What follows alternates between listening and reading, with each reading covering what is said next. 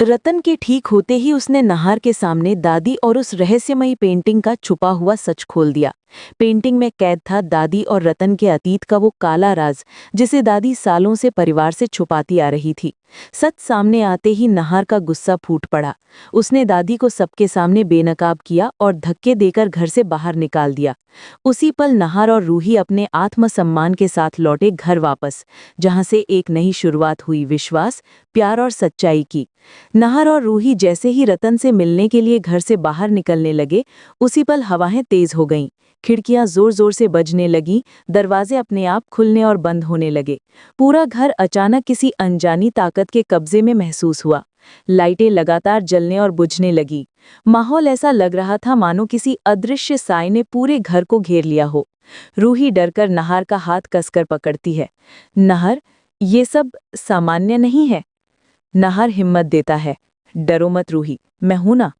लेकिन जैसे ही दोनों घर से बाहर कदम रखते हैं, रूही की बनाई हुई पेंटिंग दीवार पर बुरी तरह से हिलने लगी। उसमें से अजीब आवाजें गूंजने लगी। नहार के कानों तक हल्की फुसफुसाहट पहुंची। मुझे गिरने मत देना, मुझे बचा लो। नहर चौंक कर वापस दौड़ा और पेंटिंग को गिरने से बचा लिया। उस पल वह सोच में डूब गया, आखिर इस पेंटिंग में ऐसा क्या है। रात ढलते ही माहौल और डरावना हो गया। बाहर कुत्ते लगातार भौंक रहे थे। घर के अंदर अजीब सी ठंडक छा गई। नहार और रूही ने पेंटिंग दीवार से उतारकर टेबल पर रखी। अचानक पेंटिंग से हल्की रोशनी निकलने लगी। रूही घबराकर बोली, नहार, इसे बाहर फेंक दो, ये अच्छा नहीं है। नहार गंभीर स्वर में बोला, नहीं, इसमें कोई राज है। जब तक मैं समझ न लूं, ये पेंटिंग कहीं नहीं जाएगी। तभी पुराने नौकर रामदीन काका आए। उनके चेहरे पर डर साफ झलक रहा था। कांपती आवाज में बोले, बाबूजी, इसे हाथ मत लगाइए। ये पेंटिंग इस घर की सबसे बड़ी बर्बादी है। नहर ने सख्त लहजे में पूछा, काका, सच बताओ, तुम्हें क्या पता है? रामदीन चुप हो गए, फिर बस इतना कहा, जिसने भी इस पेंटिंग का सच बताने की कोशिश की, उसका बुरा हाल हुआ। लोग डर के मारे कुछ कहते ही नहीं। ये कहकर वे तुरंत वहां से निकल गए। दादी की चाल। दूसरी तरफ दादी अपने कमरे में मंद मंद मुस्कुरा रही थी। उसे पहले से पता था कि ये पेंटिंग आम नहीं है। दरअसल मही इस पेंटिंग को घर में लाई थी। दादी खुद से बड़बड़ाई, अब देखना कैसे ये दोनों मेरी चाल में फंसते हैं। ये पेंटिंग इनका चैन छीन लेगी। सुबह हुई तो पेंटिंग का रंग बदल गया। उसमें किसी औरत का चेहरा उभर आया।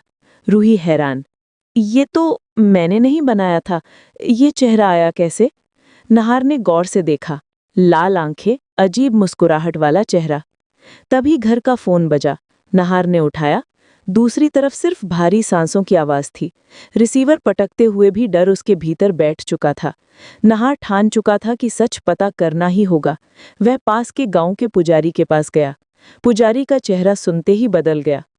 बेटा, इस पेंटिंग के बारे में मत पूछो, ये शापित है। नहार ने जिद की, मुझे सच चाहिए। पुजारी ने भारी मन से कहा, बरसों पहली इस घर में एक स्त्री की मौत हुई थी। उसे धोखा देकर मार दिया गया था। उसकी आत्मा चीखों में कैद हो गई। कहते हैं वही आत्मा इस पेंटिंग में बंध गई। जब कोई दिल से ये पेंटिंग बनाता है, आत्मा फिर जाग जाती है। नहार सन्न रह गया। घर लौटकर उसने सब रूही को बताया। रूही डर गई। तो क्या मैंने ही उसे जगा दिया? नहार ने गले लगाकर कहा, डरो मत, मैं सब संभाल लूंगा। पर उसी वक्त पेंटिंग फिर कांपने लगी। इस बार उससे साफ आवाज आई, मुझे इंसाफ चाहिए, मुझे इंसाफ चाहिए। नहार समझ गया कि इस रहस्य में दादी का गहरा हाथ है। उसने रतन से भी मिलने की ठानी। रतन ने धीरे धीरे सच्चाई बताई। तो दोस्तों, इस बार नहार और रूही पर बहुत बड़ा खतरा मंडरा रहा है। अगर आप चाहते हैं नहार और रूही सुरक्षित और सही सलामत एक साथ रहें, तो कमेंट में लिखिए, I support Nahar Ruhi. Video को एक प्यारा सा लाइक करें, चैनल को सब्सक्राइब जरूर करें।